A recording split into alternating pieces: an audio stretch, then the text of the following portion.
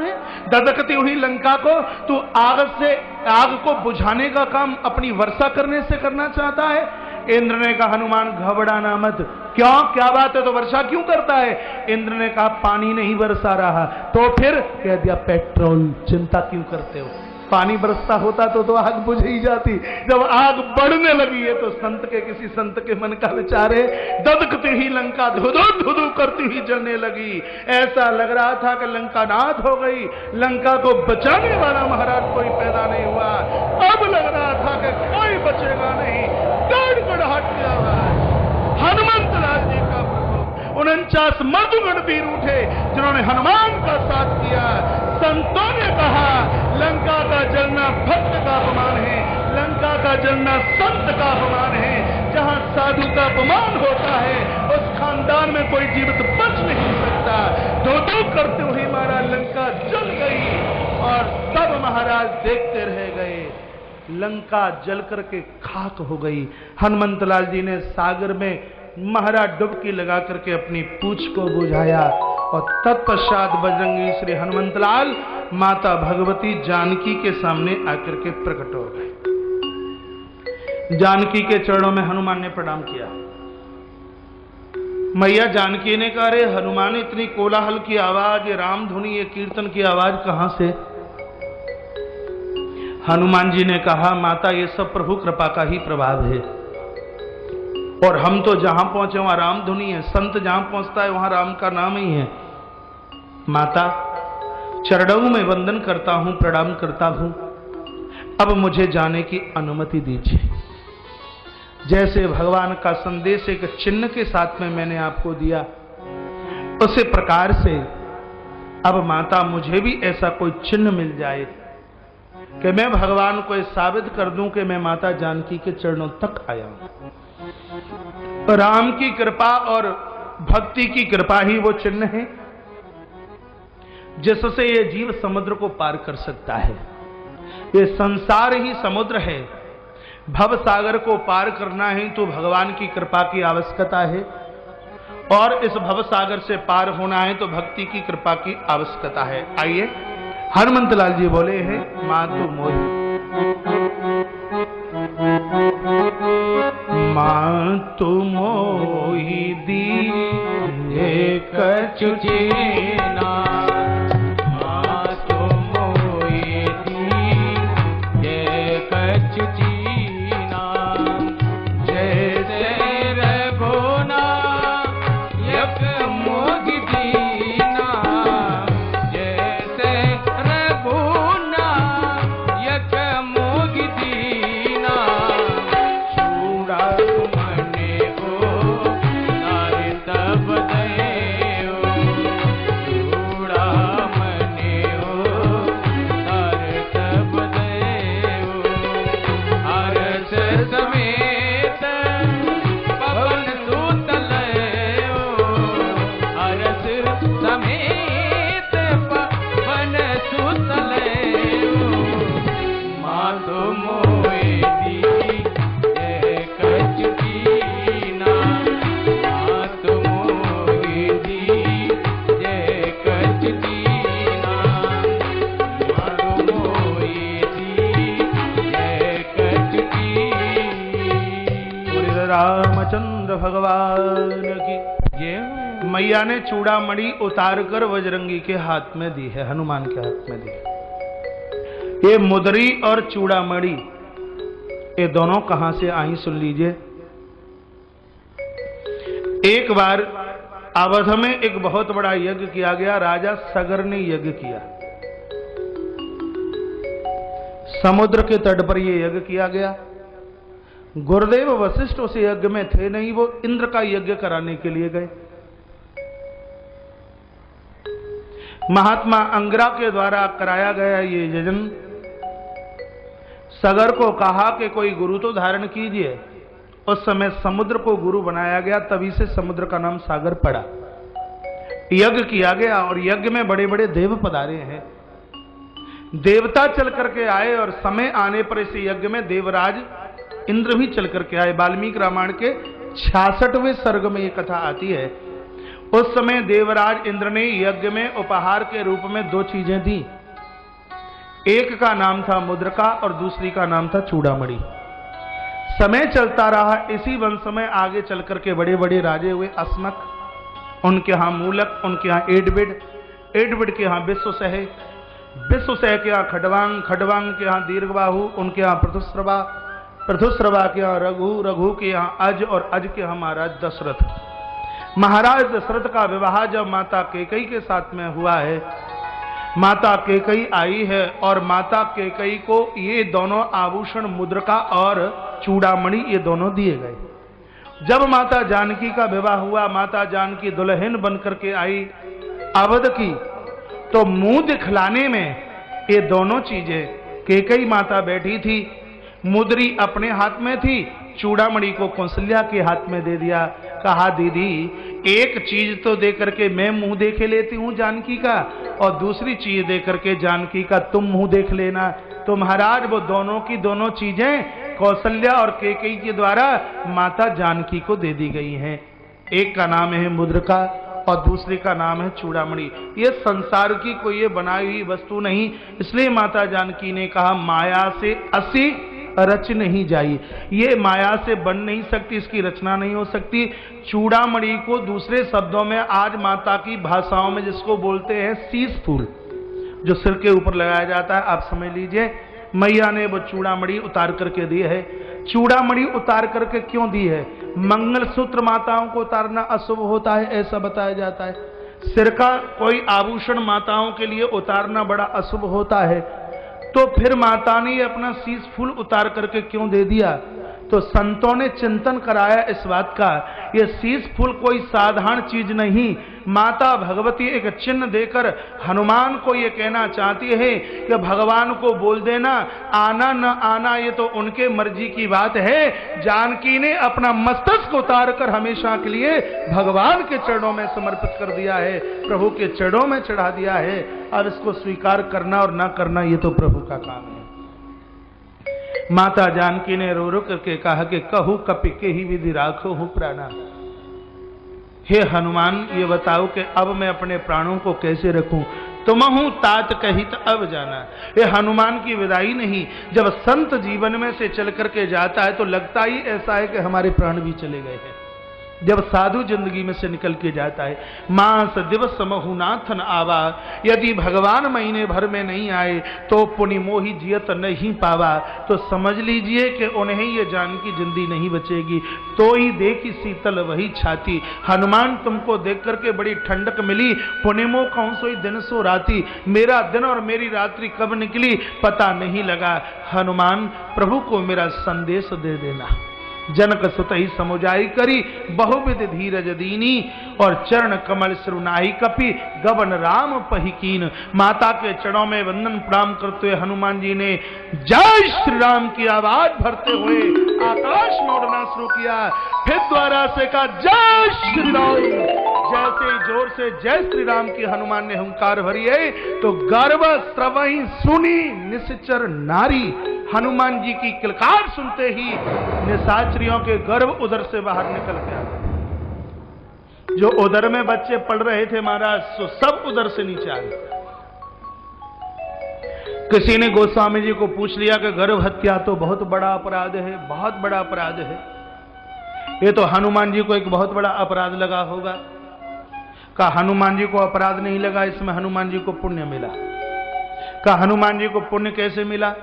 कहा बजरंगी ने मन में विचार किया कि बाहर का रावण है, इसको तो राम जी उद्धारित कर देंगे, लेकिन रावण के मरने के बाद में और इन स्त्रियों के अंदर से यदि फिर कोई दूसरा रावण कुंभकर्ण पैदा हो गया तो अब तो कोई दूसरी कैकेयी मां भी नहीं है वरदान मांगने के लिए। तो हनुमान जी ने सोचा कि बाहर के रावण को तो भगवान समाप्त करेंगे और जो इनके अंदर गर्भ में पल रहे होंगे उनको मैं समाप्त कर देता हूं। ऐसा विचार करते हुए हनुमंतलाल जी ने गर्जना की है, जय श्री राम की आवाज भरी। हनुमान अंबर में उड़ते हुए जा रहे हैं। ओढ़े हनुमान आकाश में, सागर को पार किया। बंदर भालू भागने लगे। जामवंत जी को कहा, देखिए देखिए हनुमान आए हैं। और इतनी प्रसन्नता में हनुमान थे कि सबको लगा कि जानकी की सुधि ये लेकर के आ रहे। सब सागर के तट पर आ गए और कहा कि हनुमान जरा रुकिए, हम ऐसे तुमको नहीं उतरने देंगे, एक बार तुम्हारी स्तुति करनी है। गोस्वामी जी कहते हैं, मैं भी बंदर भालुओं के बीच में खड़ा हो गया और साथ में मैं भी बोलने लगा। हनुमान जी ने, गोस्वामी जी ने कहा, मैं अकेला नहीं था, मेरे साथ में भी और लोग थे। किसी ने पूछा, और कौन थे? कहा, बालाघाट के पांडाल में जितने भी लोग थे वो भी सब मेरे साथ गा रहे थे। क्या? सब बोलिए जोर से, क्या?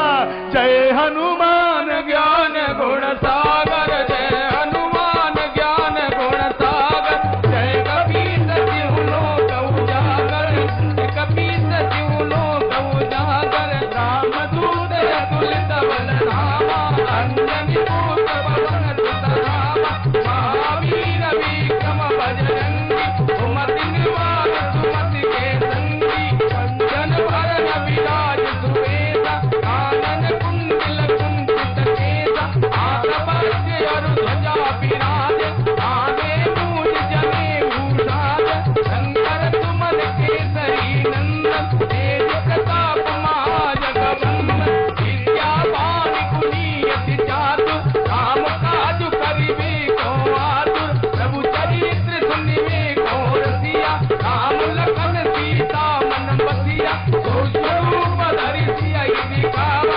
विकट रूप धरि लंक जरावा, भीम रूप धरि असुर संहारे, रामचंद्र जी के काज समारे, साई सजीवन लखन जियाए, श्री रघुवीर दुर्लाए, रघुपति कीन्ही बहुत बड़ाई, तुम मम प्रिय भरतहि सम भाई, सहस बदन तुमरो जस गावै, अस कहि श्रीपति कंठ लगावै, सनकादिक ब्रह्मादि मुनीसा, नारद सारद सहित अहीसा, ब्रह्म कुबेर दिखपाल जहाते, कवि कोविद कहि सके कहाते, तुम उपकार सुग्रीव कीना, राम मिलाइ राजपद दीना, तुमरो मंत्र विभीषण माना, लंकेश्वर भय सब जग जाना, जुग सहस्र योजन पर भानु, जीवताई मधुर फल जानु, प्रभु मुद्रिका मेलि मुखम,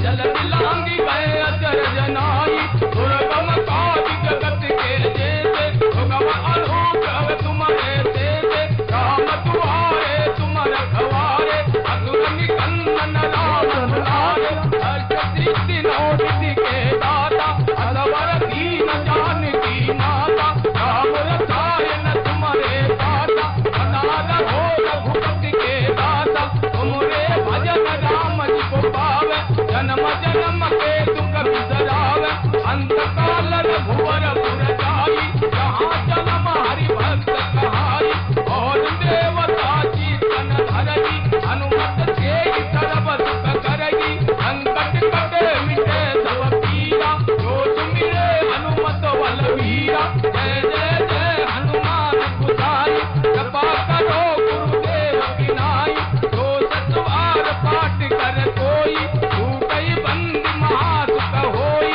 सोय पढ़े हनुमान चालीसा, सोई सिद्धि साखी गौरीसा, तुलसीदास सदा हरि चेरा, कीजे रात हृदय में डेरा, पवन तनय संकट हरन, मंगल मूर्ति रूप राम लखन सीता सहित, हृदय बसौ सुर भूप, रामचंद्र की जय, पवन सुत हनुमान की जय, रमापति रामचंद्र की जय, बोले शंकर बाबा की जय हो। अब सुंदरकांड में हनुमान चालीसा ना होवे तो फिर वो सुंदरकांड का ही का, ऐसे हनुमान चालीसा भी इसमें जरूरी। हनुमंत लाल नीचे उतर करके आए हैं, सबने आरती उतारी, मानसिक भाव से वंदन और पूजन किया है। और जब प्रसन्नता का समाचार सुना, खुशी का समुद्र उमड़ने लगा है। सूचना प्रभु के पास तक पहुंच गई, बहुत प्रसन्नता हुई है। और ये बंदर भालू जामवंत और हनुमान के साथ में सब किष्किंधा पहुंचे हैं। जामवंत जी ने रघुनाथ को वंदन प्रणाम किया और प्रभु को कहा कि जो हनुमान ने किया है, सहसों मुखन जाय नहीं वर्णी, हजारों हजारों मुंह धारण करके भी उसका वर्णन नहीं किया जा सकता जो हनुमान ने किया है। हनुमान जी ने प्रभु के चरणों में वंदन प्रणाम किया, भगवान की आंखें भर आई और भगवान ने कहा, सुनी सुत तो ही उरण में नाही, देखूं कर विचारू मन माही। मैं विचार करके देखूं तो मुझे तो जैसा हनुमान कोई दूसरा नजर नहीं आता। मैं तुम्हारा ऋणी हूं। और हनुमान के इस ऋण से राम जी कभी मुक्त नहीं हो पाए। आप इधर क्यों नहीं देख रहे?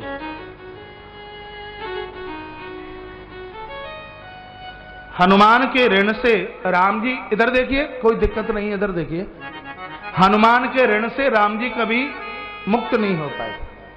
चित्रकूट में एक महात्मा सुना रहे थे कि राम जी इस ऋण से मुक्त तो तब होते जब हनुमान करते विवाह, फिर हनुमान की पत्नी का होता हरण और राम जी उसका पता लगाते और तब कहीं इस ऋण से मुक्त होते। अब हनुमान विवाह करने वाले नहीं तो राम जी इस ऋण से मुक्त होने वाले नहीं। राम जी सदैव इस ऋण के कर्जदार रहे हैं और परमात्मा तो भक्तों का ऋणी रहता ही है। और ये चौपाई यहीं की है जहां ये पूरा समुदाय एक साथ बोलता है, प्रभु की कृपा भई उस सब काजू, जन्म हमार सफल हुआ आजू। राम कथा के माध्यम से निवेदन करना चाहूंगा, सोते समय जागते समय मानस की इस चौपाई को कंठस्थ कर लीजिए। हमारे जीवन में जो भी कुछ हो रहा है वो भगवान की कृपा से हो रहा है। आपका कोई कार्य रुक नहीं सकता। घर में लिखिए चौपाई, मंदिर में लिखिए, अपने हृदय में इस चौपाई को लिखिए कि हमारे जीवन में जो भी कुछ हो रहा है वो सब का सब भगवत कृपा से हो रहा है। हनुमान जी रो पड़े हैं और कहा, भगवान अब आप देर मत कीजिए, महीने भर में यदि माँ को न लाया गया माता जीवित नहीं बचेगी। महाराज पद्म 18 जूतफ बंदर, इतने बंदर भालू इकट्ठे हुए, राम जी की सेना आगे के लिए चली। सुंदरकांड आपने बहुत बार पढ़ा है और इस सुंदरकांड के माध्यम से आपके पास तक मैं एक बात पहुंचाना चाहता हूं। राम जी युद्ध करने के लिए चले हैं तो बंदर और भालू सहयोगी बने। इसका मतलब क्या है? लिख लेना, लिख सके तो। इसका मायना, और जो लिखने को कहूं बहुत ही गजब की बात है, राम जी युद्ध करने के लिए चले, बंदर भालुओं ने सहयोग किया। इसका मतलब यह है कि जब व्यक्ति धर्म के रास्ते पर पांव रखता है तो बंदर भालू जानवर भी उसके सहायक बनते हैं, और जो धर्म से विपरीत कदम बढ़ाता है तो सगा भाई विभीषण भी उसका साथ छोड़ देता है। समझ लीजिए, अधर्म के रास्ते पर पैर रखोगे सगा भाई तुम्हारा संग छोड़ देगा, और राम जी की तरह धर्म के रास्ते पर अपने पाम को जमा करके रखोगे तो बंदर भालू, ये प्रकृति क्या, दुश्मन भी आपके सहायक बन जाएंगे। इतने बड़े यज्ञ में आपका आगमन हुआ है। व्यासपीठ से निवेदन है, कितनी भी परेशानी चल करके आए, धर्म के रास्ते को छोड़ना नहीं है। धर्मो रक्षित रक्षितः, हम धर्म की रक्षा करेंगे तब ये धर्म हमारी और आपकी रक्षा करेगा। आज का दिन बहुत बढ़िया है। आज प्रदोष है। शिव महापुराण में वर्णन आता है कि भगवान शंकर और सती का विवाह प्रदोष के दिन हुआ है। चैत्र के महीने में शुक्ल पक्ष का वो प्रदोष की तिथि पड़ी। तब भगवान शंकर ने कहा, आज की तिथि को प्रदोष के नाम से जाना जाएगा। जो मेरी इस तिथि में शंकर अभिषेक करेगा, रुद्र पिंडियों का सृजन करे, वो मेरे लिए कार्तिकेय और गजानंद की तरह वो मेरे लिए प्रिय होगा। तो शिव महारात्रि से महत्व आज के दिन का कम नहीं है। पांडाल परिसर में खचाखच पूरा का पूरा परिसर लाखों की भीड़ में महाराज बिल्कुल सना पटा हुआ है। आप सभी के चरणों में मेरी प्रार्थना होगी, इस परिसर में जितने भी लोग आए हैं अपने हाथों से शिव रुद्र पिंडी का निर्माण, शिव रुद्र पिंडी का सृजन आप जरूर करके जाएंगे। कल के क्षणों में आपको निश्चित रूप से आना है। समय इतना लेकर के आना कि कल दिन में भी आपकी उपस्थिति हो और कल रात्रि को भी आपकी उपस्थिति हो। कल रात्रि को 4 पहर की पूजा होगी और 4 चीजों से विलक्षण अभिषेक भगवान शंकर का होगा। पहला अभिषेक होगा भगवान का दूध से, दूसरा अभिषेक होगा पूरा का पूरा अभिषेक घी से होगा, तीसरा अभिषेक होगा गन्ने के रस से, और चौथा अभिषेक होगा पूरा का पूरा शहद से। 4 चीजों से ये 4 अभिषेक रात्रि की चतुर्थ पहर की पूजा को संपन्न किया जाएगा। कल पूरे दिन शिवरुद्री का निर्माण, रात्रि को भी शिवरुद्री का निर्माण, और 21 तारीख को प्रातः है बिल्कुल ब्रह्म मुहूर्त में 4 बजे से 5 बजे के बीच में हम 11 करोड़ शिव रुद्रियों का वो संकल्प पूर्णता के साथ में उसको विसर्जन करेंगे। फिर 9 बजे से लेकर के 2 बजे तक मंगलवार 21 तारीख को इस दिव्य यज्ञ मंडपम में बैठने का सबको सौभाग्य प्राप्त होगा। विद्युत व्यवस्था की जाएगी, उसके लिए दुर्गा वाहिनी, बजरंग दल, विश्व हिंदू परिषद और भी जितने भी सामाजिक संगठित कार्यकर्ता लोग हैं वो अपनी व्यवस्थाओं के साथ में जुड़े हुए होंगे। सभी संगठनों के लिए आज रात्रि को 8 बजे एक बहुत बड़ी मीटिंग इसी पंडाल परिसर में रखी गई है। वो सभी लोग यहां पधारें और कल की व्यवस्था को बहुत सुचारू ढंग के साथ में उसको लेना है कि कल को कैसे व्यवस्थित किया जाए। आज भी इतनी अपार भीड़ है तो न जाने कल तो कितनी भीड़ होगी। किसी को किसी भी प्रकार की कोई दिक्कत न होवे, किसी भी प्रकार की कोई असुविधा न होवे। मध्य प्रदेश सुरक्षा बल की बहुत बड़ी भूमिका यहां रही है, नगर पालिका की बहुत बड़ी भूमिका इस आयोजन में रही है। तो मुझे लगता है कि आने वाले आगंतुक महानुभावों को किसी भी प्रकार की कोई दिक्कत नहीं होगी। आप कल घरों में ताला डालकर बच्चों को, बहुओं को, अपने अपने सासू ससुर को, रिश्तेदारों को लेकर के कल के महान यज्ञ में आपकी उपस्थिति होवे। कल का दृश्य ही ऐसा होगा। कल अपने हाथों से आज भी और कल भी शिवरुद्र पिंडियों का सृजन करते हुए महाराज ये शिवलिंग निर्माण नहीं, ये एक नवीन भाग्य का निर्माण होगा। तो ऐसे मौके को आप चूकेंगे नहीं। आज की कथा को यहीं विराम दिया जाएगा। आज तक एक क्षण के लिए भी जो कोई पंडाल परिसर न आ पाया हो, कल शिव महारात्रि की पावन उपस्थिति में जिनका क्षण यहां लगेगा, महाराज पूरे आयोजन में उनकी उपस्थिति सादर दर्जित होगी। अब मैं आह्वान करूंगा आईजी श्री पवन जैन जी का। बड़े सुंदर वो इस मध्य प्रदेश शासन की सुरक्षा में तैनात हैं, तो वो बहुत बढ़िया सुंदर से कवि भी हैं, एक विचारक हैं, एक विचारों की ऊर्जा है। श्री पवन जी जैन वो चल करके आएंगे। उसके तत्पश्चात पूज्य महाराज श्री जी को आप सुनेंगे और उसके बाद आरती होगी और आरती के बाद ही आप शिवलिंग महापांडाल में आप प्रवेश करेंगे।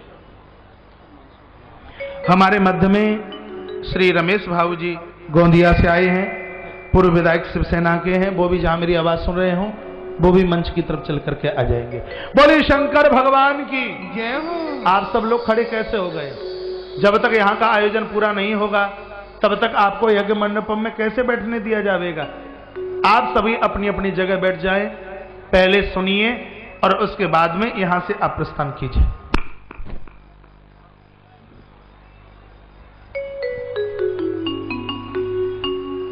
रमाकांत ये माइक चल गई।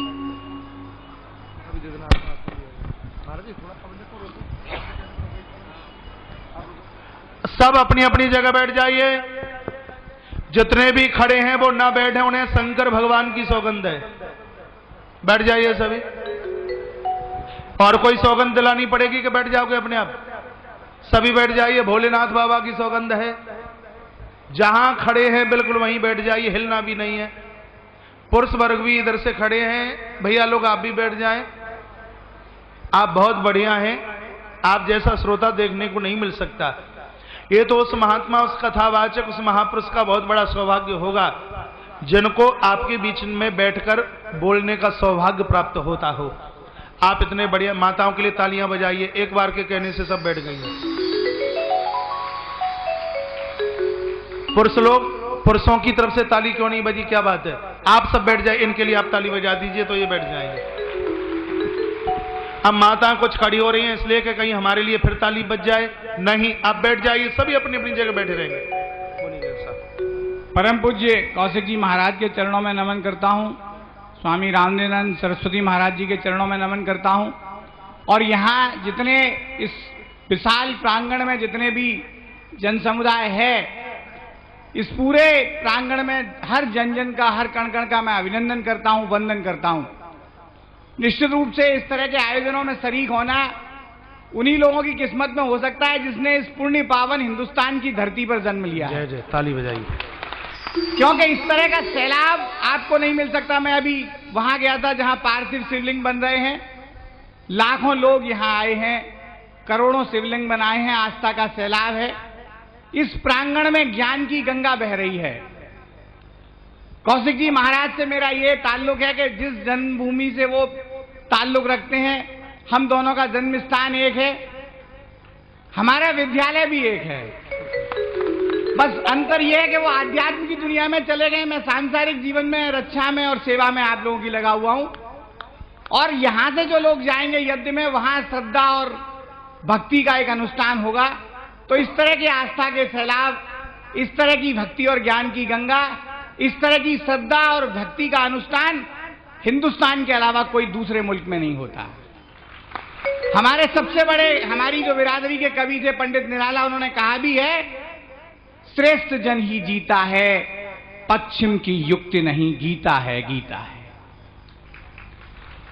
हम लोग सब जानते हैं कि दुनिया में आज सबसे बड़ी आबादी वाला देश चीन है, सबसे तेज रफ्तार से विकास करने वाला चीन है, दुनिया का सबसे ताकतवर और सबसे धनी देश अमेरिका है, दुनिया का सबसे ज्यादा क्षेत्रफल रूस का है। लेकिन एक बात मैं इस व्यासपीठ के मंच से महाराज जी के सम्मुख कह सकता हूं कि दुनिया में सबसे ज्यादा काबिल नौजवान और सपने देखने वाली आंखें हिंदुस्तान में हैं। अगर अतीत यूरोप का था, वर्तमान अमेरिका का है, तो आप सबके बीच में मैं दावे से कह सकता हूं कि भविष्य हिंदुस्तान का है। मंजिलें उन्हीं को मिलती हैं जिनके सपनों में जान होती है। पंखों से कुछ नहीं होता, हौसलों से उड़ान होती है। और उस हौसले की बात मैं इसलिए करना चाहता हूं महाराज जी के इस प्रांगण में दो तरह के लोग मौजूद हैं। एक वो जो 15 अगस्त 1947 से पहले पैदा हुए थे, उनके लिए सबसे बड़ा क्षण, सबसे बड़ा लम्हा वो होगा जब भारत ने आजादी पाई थी। 15 अगस्त की सुबह तिरंगे को जनगण मन की धुन के साथ जिन्होंने लाल किले पर फहराते देखा है, उससे बड़ा क्षण उनके पास नहीं हो सकता जो 15 अगस्त के बाद पैदा हुए हैं। लेकिन मेरे जैसे तमाम नौजवानों के लिए वो 15 अगस्त से कम नहीं था जब दुनिया के सबसे शक्तिशाली मुल्क का राष्ट्रपति बराक ओबामा दिल्ली और मुंबई की गलियों में हिंदुस्तान में नौकरियां तलाशने आए। बचपन से जवानी तक हम लोग सपने देखते थे लॉस एंजल्स, वॉशिंगटन, न्यूयॉर्क में जाने के, वहां कारोबार करने के।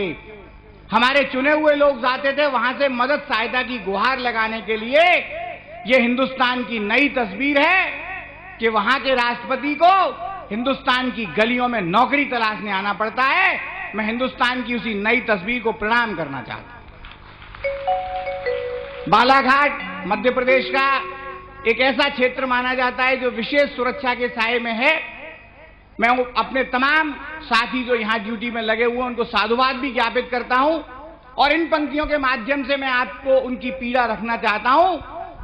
बंद हो थाने के पट, बंद हो थाने के पट, ऐसा कभी होता नहीं। शहर सोए चैन से, बस इसलिए सोता नहीं। कर्म पथ में है मिले मुझको मगर कांटे बहुत, आदमी हूं कैसे कह दूं मैं कभी रोता नहीं। जय भारत, जय हिंद। बहुत बढ़िया, बहुत बढ़िया। आदरणीय मध्य प्रदेश की सुरक्षा का दायित्व जिनके कंधों पर है, ऐसे श्री पवन जैन जी जिन्होंने अपनी पीड़ा और आप भक्तों को नमन किया, मैं उनकी भक्ति को नमन करता हूं और उनसे यही कहूंगा कि सपने कभी पूरे होते नहीं और संकल्प कभी अधूरे होते नहीं।